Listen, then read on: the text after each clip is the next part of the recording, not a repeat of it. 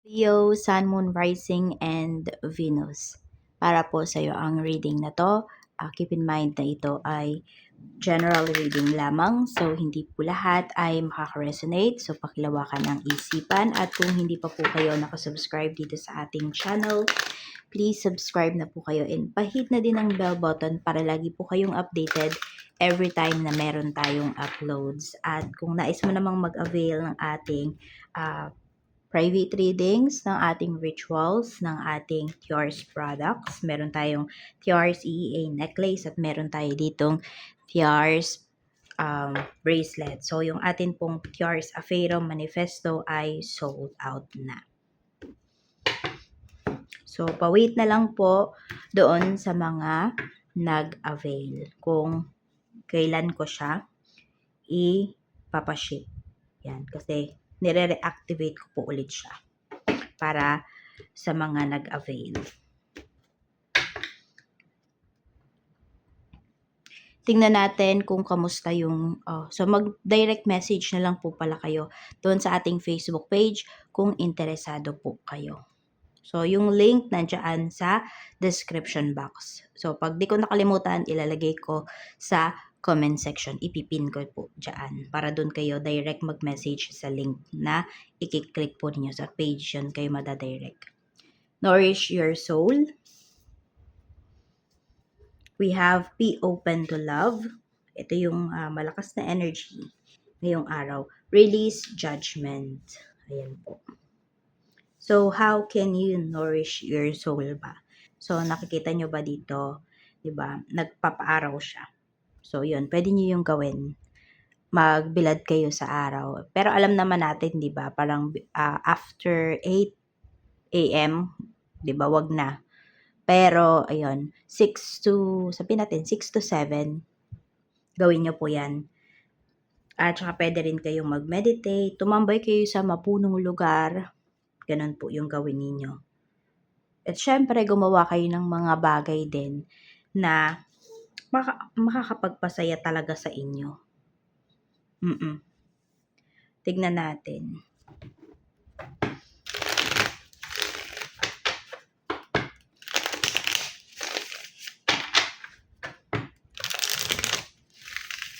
Meron akong naririnig. Okay. Some of you, Leo, alam mo yung kumagat kayo ng chili, yung siling labuyo, ganun. May ma-activate sa inyo eh. Okay? Parang gaganahan kayo, ganyan. Mas gaganahan kayong kumilos, pwedeng mas maging productive kayo. So, we have Queen of Pentacles. Ingatan ng kaperahan. So, 'di ba, kapag talaga namang you have money, hindi ka ganun ka-stress. Mas maaalagaan mo yung sarili mo. Hindi lang yung soul mo, even your body. Kasi if you have money, tapos mas pipiliin mong kumain ng mga masusustansyang pagkain, so sasabay na yun. Magiging balance yan. Hindi lang yung soul mo, yung mafe-feed mo, your body, your strength, 'di ba? Your mind. So, invest din dito on yourself. Basta gumawa ka ng bagay na ikakasaya mo. Ito lang yung sinasabi sa'yo. Kasi iba-iba kayo ng mga, 'di ba, ng mga kasiyahan sa buhay. Pero yan po ang sinasabi sa inyo ni Universe. Okay? Check natin ano tong be open to love. We have Death card. So, it's time to move forward. Ito po ang sinasabi. It's time to move on. Kasi hindi mo ma-appreciate kung sino man yung bagong tao na darating sa life mo if nakafocus ka pa rin dun sa past. Kaya mag-move forward ka na. Lalo na kung alam mo na wala ka nang aasahan dun sa person na, sabi natin, na gusto mo, ganyan.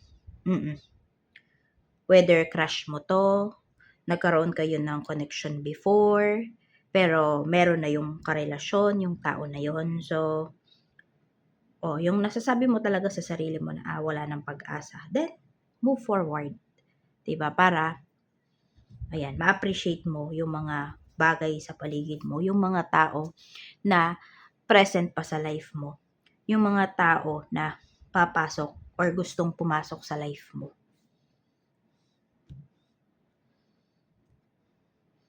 So, anuhin mo na yung healing. Umpisahan mo na. Huwag mo namang madaliin. Pero, umpisahan mo na yung pag-heal mo. Para din naman sa'yo yan. Ano tong release judgment? We have 6 of Pentacles. Yan. Pwede na may manghihiram sa'yo ng pera ngayong araw na to. Okay? So, meron kang nababalitaan towards that person na ginagamit niya lang sa ganito yung pera. Pero naririnig mo lang yon or nabalita lang sa'yo. Pero wala ka namang pruweba na doon niya talaga ginagastos yung pera. Baka mamaya kasi ang nagsabi lang sa'yo no, naiinggit. Sinisiraan lang yung tao na to. Tapos ayun, nasakto pa na lumapit siya sa'yo. So, tingnan mo, ikaw yung man-judge. Not based dun sa sinabi ng ibang tao. Kung hindi, ano ba yung judgment mo? Ano ba yung nafe-feel mo? Ano yung sinasabi ng intuition mo towards that person? So, kung wala namang, sabihin natin, wala ka namang nararamdaman na kakaiba, okay naman yung energy ng taong to, so, pwede mo siyang mapagbigyan. Yan po. Meron naman dito na judge kasi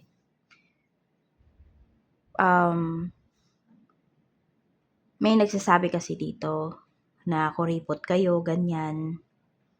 Nadja-judge kayo dun sa pagtitipid po ninyo. Meron namang ganon. So, ito, baka naririnig mo yan or nakarating yan sa'yo. Baka naman ngayong araw na to maging sobrang galante ka. Okay? So, ito kung pagpapa-impress lang to sa ibang tao, wag mo nang gawin. Kasi ikaw lang din yung mamomroblema kapag na-short yung budget mo. Sabi nga dito, 'di ba, gawin mo lang yung bagay na makapagpapasaya sa'yo.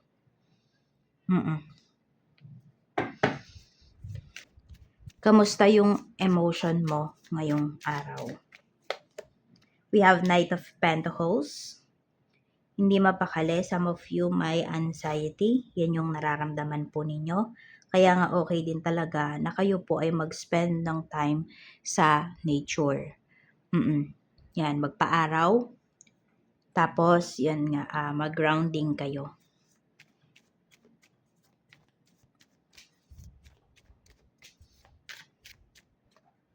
Tignan pa natin. We have 9 of Pentacles. Naguguluhan talaga yung energy nyo eh.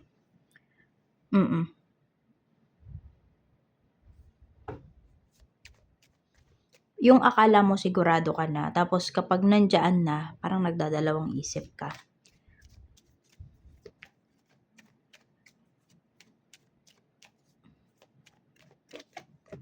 We have the Lovers.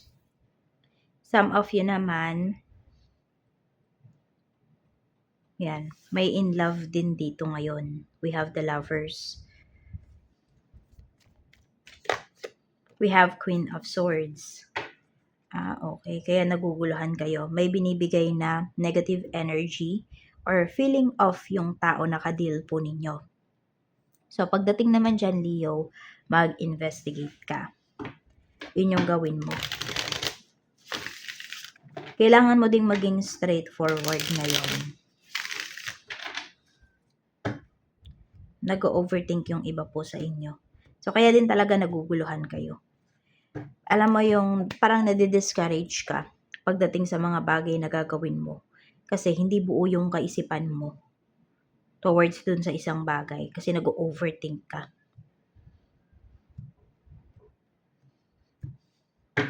Spiritual health mo, kamusta? 4 of Cups. So, kailangan mo nga talagang i-nourish yung spiritual health. May mga bagay dito na need mong i-release. Parang nawawala yung faith mo. Masyado kang nagfo-focus sa past. May ganyan kang ngayon. Parang alam mo, ang daming flashbacks ngayong araw. Medyo malungkot ang pinapakita rito. Feeling mo kasi din siguro walang nangyayari sa life mo. yung mga efforts mo, ganyan. Yung mga nangyari sa'yo in the past months, hindi ka sobrang masaya. May panghihinayang pati. Tingnan natin yung 3 blessings na marireceive mo ngayong araw. Ito po ay pwedeng malakihang gifts, pwedeng maliit, pwedeng ordinary na hindi nyo na napapansin. Parang parang natural na lang yan, ganun. Pero blessing pa rin yun sa life nyo. Tingnan natin. We have King of Swords. So kung merong tao dito na, alam mo yung straightforward siyang magsalita sa'yo, gift yon, okay? Blessing yon. Kasi may isang tao dito na, alam mo yung hindi kanya pepekein. Ganun. Kasi very seryoso siya. Very straightforward siyang magsalita. Yung wala na bang paligoy-ligoy pa. Yung hindi ka na niya pahihirapan. Hindi ka na niya pag-iisipin kapag meron siyang gustong sabihin sa'yo or meron siyang gustong i-request sa'yo. Yung tipong ganun. We have 2 of Pentacles. Ito naman is, this is you. This is your own judgment. Okay? So, hindi ka na lang go with the flow. Nandito yung nag-iisip ka talaga. Siguro before, naranasan mo yun. Yung parang dahil ayaw mo magkaroon ng problema, go with the flow ka lang. But ngayon, ayan, natututo ka na timbangin yung mga bagay-bagay.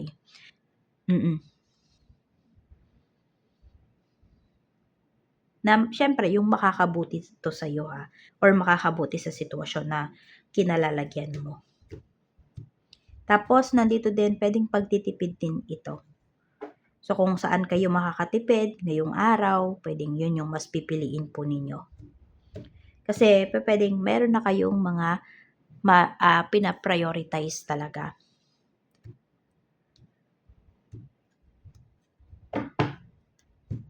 Check po natin. Isa pa pala. We have Queen of Cups. Merong tao naman dito na, alam mo yung makikinig sa'yo, masaya kapag masaya ka, malungkot kapag malungkot ka. Ano ba yung tawag doon? Yung nakikisimpatya ba siya sa'yo? Ganon. And totoong sympathy yung binibigay ng tao na to. Could be your friend, could be your mom, basta siya, female figure. So, nakikita ko dito, Leo, ngayon, pwedeng maraming mga tao na sumusuporta sa'yo. Whether napapansin mo man yan or hindi, na-appreciate mo man sila or hindi. So, siguro, ngayong araw na to, it's time, no, para i-appreciate mo din yung mga tao na nung nagka-problema ka nandiyan, hanggang ngayon na wala kang problema, or kung ngayon na problema ka, nandiyan sila. Ayan po, i-appreciate mo yung mga tao na yan. Be thankful, be grateful. Kasi hindi lahat kapag dumadaan sa isang problema, ganyan, may mga tao na nakaalalay. Kaya kung ikaw, yung tao na yon na nararanasan mo yan ngayon, isa yan sa talagang dapat ipagpasalamat mo. Hindi yung magkakaroon ka ng utang na loob sa kanila. Basta thankful ka lang kasi may tao na nandyan gumagabay sa'yo. So, energy, malakas na energy ng taong makakasalumuha mo. Okay, yung mga makakasalumuha mo, ito yung malakas nilang energy. Ayan, King of Wands. So, sa mga tao din talaga na makakasalumuha mo is, sila, very active. Yan, yung mga tao na to. Talagang pag may gusto sila, ginagawa nila. Sobrang busy din, ganyan. Pag may gusto, talagang, masabi natin, mga goal-oriented yung mga taong makakasama mo ngayong araw na to. Mga tao na iniisip yung future nila, hindi lang yung kung ano yung nangyayari ngayon. Hindi yung bahala na si Batman. Sa work naman po, we have 8 of Wands. So, nagta-travel ba kayo pagdating sa trabaho? Ayan. So, tsak naman marami yan, di ba? Ayan po. So, may pag-travel na pinapakita rito. So, yung pag-travel na to, or sabihin natin yung pag-alis nyo ng bahay, di ba? It's either, ano ba yan? Mabilisan ba? Maganda ba yung, kunwari yung traffic dyan sa lugar nyo? Magmamadali ba kayo? Aagahan nyo ba? So, pwedeng may maagang pumasok dito, pwedeng may late. Kamusta yung ambience sa trabaho? So, magaan naman po yung ambience dito sa work. Tapos, pinapakita rin na kung may mga problem, kung ikaw yung nagkaroon ng problema sa katrabaho mo or may problema talaga dyan sa work, maaayos siya. Unti-unti siyang maaayos. Kasi mapapag-usapan. Haharapin na yung problema. Kamusta yung mga co-workers mo sa'yo? We have Page of Swords. So, maraming curious sa'yo dito na na co-workers mo. Meron din akong nakikita na umiiwas sa'yo dito. So, kung ikaw yung nagkaroon ng problema, ayan. So, sabi ko nga, makakapag-usap kayo ng tao na yon. Or pwedeng paghaharapin kayo. Depende yan sa laki ng problema. Sa business naman, we have the Sun. Maganda yung energy. So, the Sun talaga, diba? Yan o. Tignan natin. So, kung kayo, nafe-feel nyo na parang something's off dyan sa shop ninyo, tignan nyo kung saan sumisikat yung araw. Hindi ko lang alam kasi hindi naman ako masyadong maalam sa feng shui, no? Pero pwede nyo naman yung pag-aralan. Yung cashier, kung kaya, no? Yung cashier ninyo, or siguro yung kaha na lang. Yung kaha ninyo, paarawan nyo. Mahalaga talaga sa inyo yung araw, Leo. Ganun yung gawin mo, i-cleanse mo, paarawan mo. Insensuhan mo, tapos tsaka mo paarawan. Para mas gumanda yung energy. Tingnan natin yung clients mo. Wheel of Fortune. So, try mo tong gawin na every time na nafe-feel mo na there's something off, mabigat na energy pagdating dyan sa negosyo. We have Wheel of Fortune. Madami kang mga galanting clients ngayon. Mabibilis kausap. Ganyan po. Tingnan pa natin, pagdating naman sa mga staff mo, kung meron, we have Two of Swords. We have the Devil. Mag-iingat ka, baka mamaya kaya ka laging nakaka-feel na there is something off dyan sa shop mo kasi ito, merong kang staff na hindi mo dapat pagkatiwalaan. Medyo mabigat talaga yung energy ng tao na to. Hindi ko alam kung may bisyo. Tingnan mo, baka may bisyo tong isa sa mga staff mo. Alisin mo na kapag ganyan. Kasi pwede ka talagang gulangan ng tao na yan. Lalo na kung yun nga, addicted na siya doon sa kung ano mang pinagkakaabalahan niya. Ayan po. So, hindi mo talaga, meron ka ditong hindi dapat pagkatiwalaan. So, kung meron ka nang nafe-feel or meron kang naisip kung sino yung tao na yun, o baka siya talaga yung tao na yun. Sa kaperahan naman, we have Three of Wands. Meron ba kayong hinihintay dito na pera? Some of you overseas pa to galing. We have Eight of Cups. We have King of Pentacles. Medyo naghihigpit yung tao na to sa pera. So, yung ina-expect nyo po na sabihin natin napadala ng taong to or sabihin natin kung naghihintay kayo na baka dagdagan niya, pwedeng hindi yun mangyari. Kaya ikaw, kung may nare-receive ka na pera, sabihin natin sa asawa mo na OFW. Kahit babae, kahit lalaki, okay? Magtatabi ka as much as possible. Kahit 500 dyan monthly, kahit 100 dyan, magtatabi ka. At yung pera na yon, kakalimutan mo yon. Yan o, maging wise ka daw pagdating sa pera. Lalo na kung meron nga ditong nagpapadala po sa inyo. You make sure talaga na may ipon ka.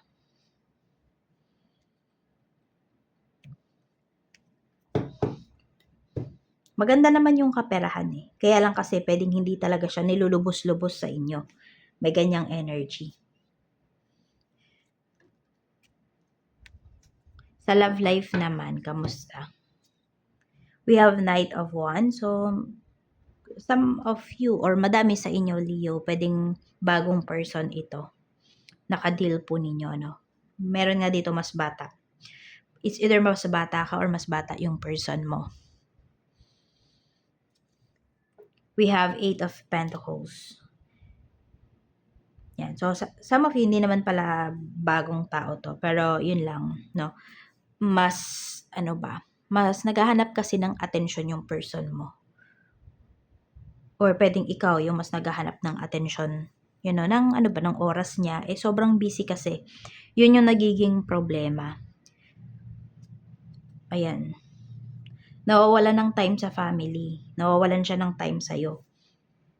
Ganyan yung pinapakita. Workaholic kasi. Ano ba yung nararamdaman niya sa'yo ngayon? We have the Hanged One. So, hindi niya maharap ba yung feelings niya sa'yo? Yes, nandyan, mahal ka niya. Pero hindi niya napapakita sa'yo kung paano ka ba niya mahalin, ganyan. Ano yung efforts niya? Tahimik eh. Tapos, sinasabi rin naman dito na ayaw kanyang mawala sa life niya. Pero, hindi ka nga niya binibigyan ng enough time. Yan. So, pag-usapan niyo yun once na nagkausap kayo. I-ano mo yun sa kanya, ilatag mo yun sa kanya. Ano ba yung pwede nating gawin, 'di ba? Para magkaroon tayo ng time together. Yan. Ace of Wands. Pero alam mo, ikaw pa rin naman yung nasa isip ng taong to. Yun nga lang kasi, nasa isip pero hindi gumagawa ng action. Mahirap yung ganun eh. 'Di ba? Yung sinasabi lang sa'yo na ikaw yung laging nasa isip ko, ikaw yung mahal ko. Pero wala namang actions. Wala kang nakikitang actions towards your person. Pero ikaw daw ang laging nasa isipan niya. Malapit or malayo man siya sa'yo. Sige, tingnan natin actions to make. Ano bang gagawin niya? Four of Pentacles. Mukhang nag-iipon yung person mo. Ayan o. Wala akong nakikitang hiwalayan dito. Meron lang talaga kayong kailangan pag-usapan. Paano niya i-manage yung oras niya.